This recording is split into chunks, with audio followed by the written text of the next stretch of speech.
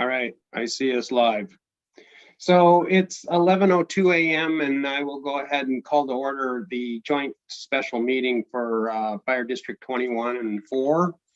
And we'll start with roll call. I'm Bruce Ansel. Kimberly McMurray. Mark Lamb. Steve Cooley. Chris Parks. Jason Vanderby. All right, and so for the record, District 21 currently doesn't have a quorum here. This was more of an informational meeting to answer any questions that either district may have regarding the extension of the contract. And so Commissioner Fisher is excused, Commissioner Bosman is out of the country, and we may be joined by Commissioner Crawford. He had another appointment this morning. So with that said, we can move on to the contract for services.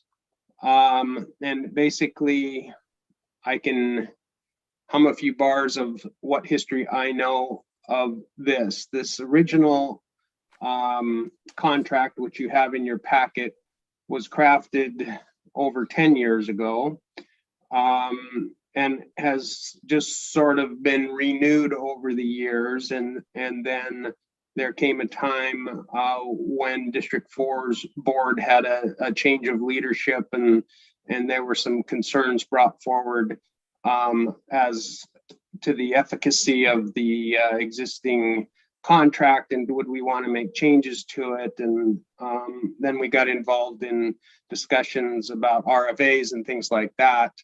I believe there was a slight amendment, or I don't think it's in here, as far as the chief selection process. I think District 4 brought that forward to us last year, and we did amend that to basically state that it would be District 21's responsibility to select a new chief if that ever came before us. However, we would always consult with District 4 on issues of that magnitude.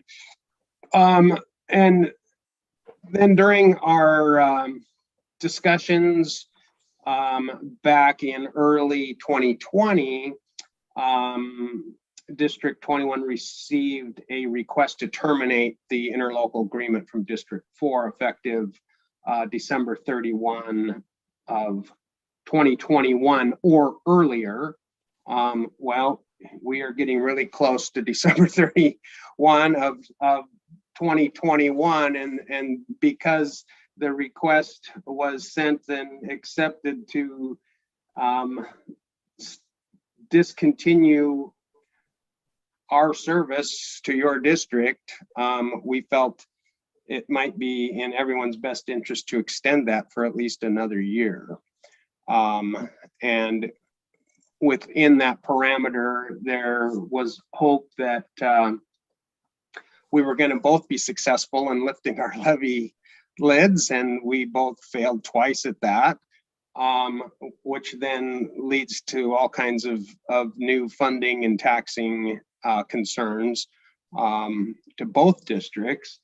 I think the new numbers are out, and correct me if I'm wrong, Chief, but our district is now going from $1.15 to $1.02 in the next cycle. Yes. I have no idea what District 4 is doing. It was in the 80-cent range. I don't know where you guys are ending up. District 4's combined levy rate, as I was able to find it, is 94 cents. That's combined EMS and fire. Wow. All right. So we're all in a world of hurt financially right now. There have been some discussions. We've tried to be as transparent as possible as to what our budget numbers are and how we have gone about trying to come up with a fair model to charge for service. Back in 2019, we did a really deep dive, Chief. I just wanted to point out that Commissioner Crawford from District 21 joined at 11:06. Excellent. All right. Good afternoon, John. Hey, good afternoon. I'm in my car. Sorry. That's all right. Appreciate you joining us. We now have a quorum if we need, but we're hoping we, well, if we do have some decision making to make, we can do that now. But anyway, thank you. So we're just sort of giving a synopsis, get you caught up of where we are and how we got here. I think both Steve and Mark, you have met with the chief and seen the budget for District 21 and how we determined what would be the most fair way to pay for the service to District 4. I think it's important to note that legally, District 21 can't support District 4 financially. We're separate taxing districts, and it would be a misuse of our public funds to sort of donate to your cause. Like I was saying, in 2019, we did a really deep dive with then your former chair, and it really came out to be about a $400,000 plus benefit on District 4 side for us to provide the service that we were doing in the manner that we were. So we looked at all the numbers, we looked at the best way to divide it up, and originally in this earlier contract, they came up with this number of 25%. And after that deep dive, it really came out, ironically, that 25% works. You guys have, 25% of the area, you have about 25% of the population, you have 1/4 of the stations and apparatus and personnel, and it just seems to be a reasonable way to do that. And so when we had our budget study session earlier in December, the chief presented us with what our expenses and costs are for this year, and the 25% budget cost for District 4 comes out to be $23,03,895, and that is spelled out in the amendment to the interlocal agreement, which everyone should have received. It's under item number 3. So if I'm correct in looking at District 4's budget, which I've only seen a brief snapshot of it, it appears that number is going to be difficult to meet without dipping into reserves, unless you guys know something that I haven't seen. And that concerns me for a couple of reasons. What happens next year if we can't resolve something, either merger RFA or tax increases? And so where do we go from here? But from our board's perspective, we have created this amendment that basically extends our agreement for 1 year, so it'd be effective until December 31 of 2022. It would be the payment in 4 payments for the total of $23,03,895. That's $2,303,895. And then there was an offer to provide other services as necessary if you so desire. So I don't know what to tell you, but we're going to be in this similar boat in the very near future if we can't figure out a way to raise more money from our taxpayers. So. Yeah, very, very well introduced and put in context, Bruce. I just wanted to be clear, when I'm talking, I'm not speaking for our board. I'm just speaking, for myself. Steve Cooley is very equipped to, express his own opinions. But for me, I just wanted to lead off by saying I'm really glad that our boards are talking again like this. It's been a bit of a ride this year. When I was first appointed and now as a commissioner-elect, really all I've ever said was, I just want to continue to do what's helpful.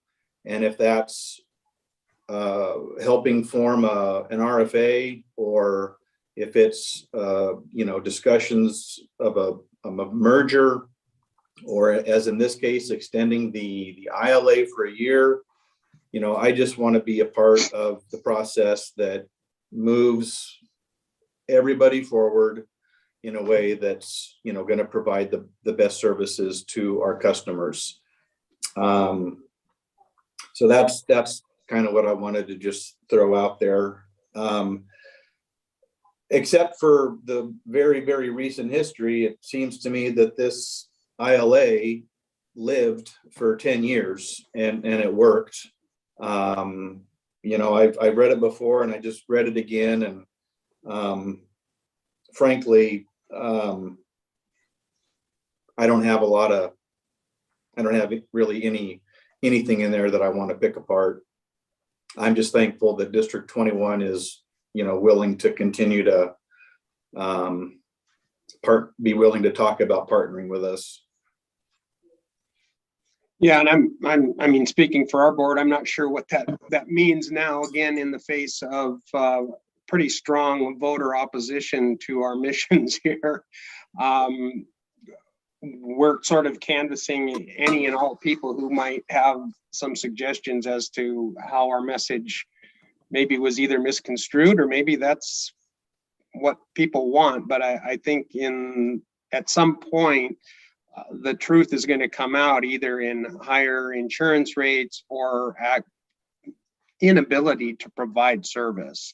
I hope we never get to that point. But I think there's other districts around the state that are reeling from this 1% limit in our ability to collect taxes. I understand why it kind of got before the voters over 20 years ago. But with no ability to keep up with inflation or cost of living, all fire districts have had to figure out different ways of funding, whether it be fee for service or benefit service charges or EMS levies, or, bake sales just don't cut it anymore. So we're going to have to explore some of those and then try to figure out, in my opinion, the best way to get enough support to keep us on our feet. And that, in my opinion, is going to require probably several more work sessions between the two districts, and sort of turning over any more rocks that we haven't already tried to turn over. So, and in that context, you mentioned earlier the proposed cost of this ILA extension for next year and our budget. We're going backwards. We won't have enough money to pay for it without dipping into reserves, or even later, maybe we make some adjustments to our budget. I don't know. That's for future meetings, future discussions. But the money is there right now to pay for it, but not without dipping into savings. Right. So, if I could, real quick, just wanted to, this morning, I just ran some preliminary numbers These are not, these didn't come from the county or anything like that, but just so District 4's levy rate this year, like I said, is 94 cents. District 21's is $1.02. Even if we were to do a simple merger, that puts our combined levy rate at 98 cents. And my math tells me that that's the tax revenue from taking the combined valuations of both districts and by that levy rate, the 98-cent levy rate, that's $8,359,000 in tax revenue. Our payroll this year is $8 million. So that tells you when those lines are going to intersect. And that's if everybody pays real taxes. soon. Right, very soon. So yeah, I think it's going to take more. You said a few more. I'll say more meetings for us to figure this out. And but I just, there's got to be a way for us to yeah, we're gonna have to figure out how to fund this whole thing, not just District 4, but the entire thing. Right. Because I don't believe the people actually want a lesser level of service. Yeah, I don't know what the dynamics are, but we're going to have to figure out how to move 60% no vote to at least a 51% yes vote on something. So I have a tendency to talk too much. So I'd be curious if Commissioner Cooley, if you have any questions, comments, concerns. I know you're another newer person on the block, and so is Kimberly on our end, and it's a lot to absorb and understand and get a grip on.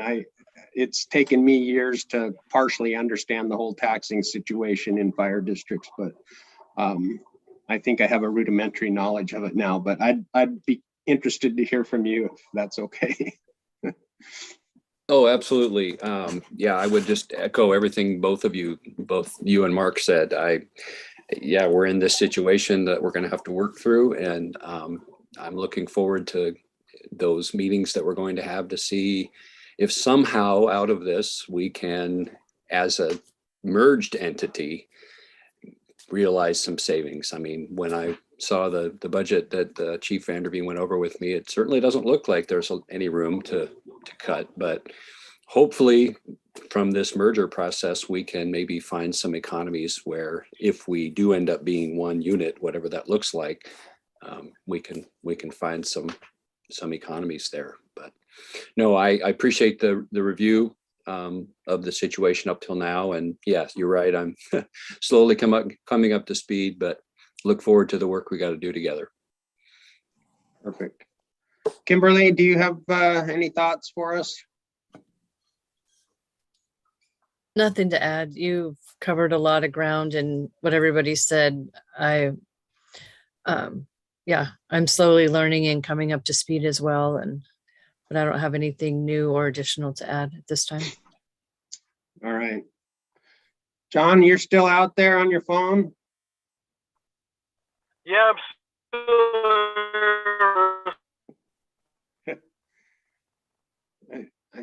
I think you're in a time warp right now. You sound like R2-D2 out there. I'm good. I think District 21 shouldn't take any action. Excuse me. Yeah. John, you got a bad connection, so we'll just go from there. So I don't know, is there really anything else, any questions you have for the chief or myself, or you guys have a meeting coming up on Wednesday for your budget adoption, I'm assuming. We have a meeting on Thursday for budget adoption, and then obviously we both need to address this contract for services, right? I mean, the deadline is is here. And if this document isn't signed this week, you guys are in more of a world of hurt than we are, because we're going to keep going, and you're going to need a contract. So Yeah. So so Steve, just, I want to ask you, I'm sure you've had a chance to, read this through, and now I think would be the time to, if we wanted to pull anything out or highlight anything or ask for justification or history, now would probably be the time, since we have, the folks from 21 here. Otherwise, what I would sort of envision happening is this would be an agenda item at our meeting on, Wednesday, essentially to approve it. So I don't want to put the cart before the horse. And I just want to make sure that we wouldn't have any last minute surprises.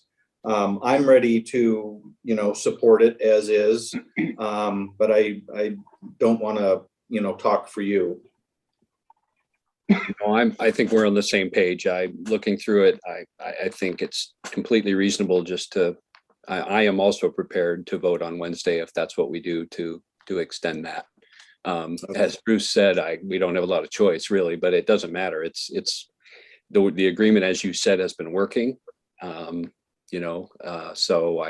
even though the auditors may not love it and want us to do something different, for another year, yeah, absolutely. I'm totally prepared to do that. So, and we just to clarify for Bruce, we adopted our budget last meeting, right? So we have done that already.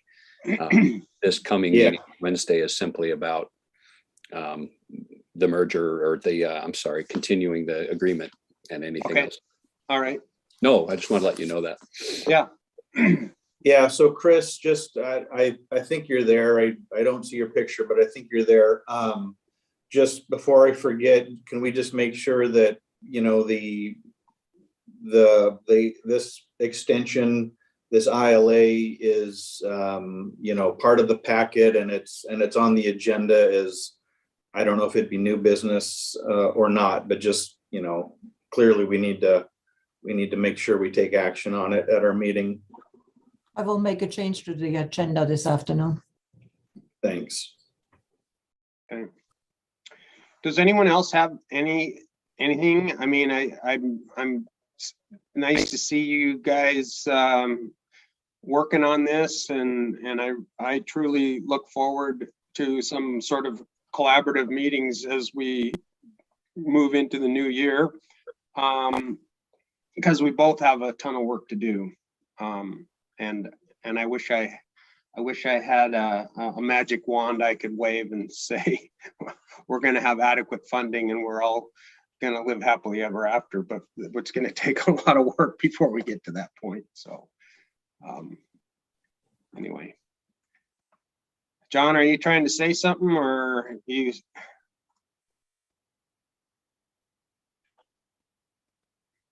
Must have hit a bump in the road. So you guys have anything else? If not, I'm gonna go ahead and move to adjourn the meeting. I'm good. Good. Yeah. Thanks for hosting. Pleasure. Yeah. Thank you. Thanks, Bruce. Nice to meet you, Kimberly, and to kind of hear you, John. All right. With that said, we're gonna go ahead and adjourn the meeting at 11:26 a.m.